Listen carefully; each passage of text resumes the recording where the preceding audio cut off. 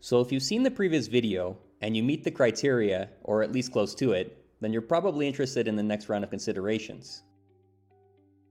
In the process of making power through steam, an often overlooked part of the cycle is when the steam has done its work of making power and now it's leaving the turbine.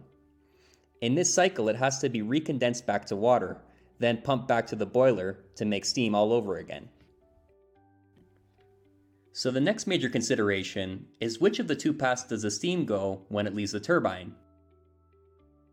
The least expensive option is for the discharge of the turbine to go to another part of the process where low pressure steam is required.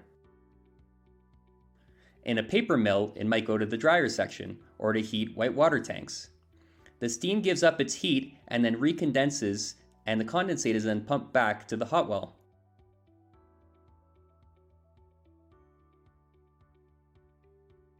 The condensate is demineralized and fed back to the boiler.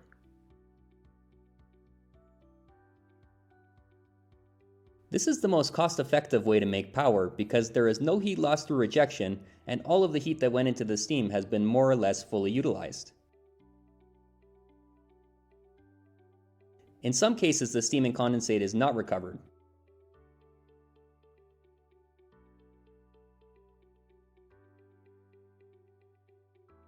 The heat from the steam is injected directly into a tank, and this is known as once-through steam generation.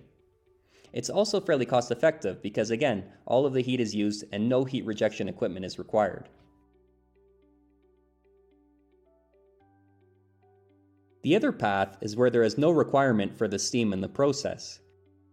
In this case, as the steam needs to be recondensed back to condensate, we have no alternative but to install a shell and tube heat exchanger next to the turbine to condense the steam back to liquid.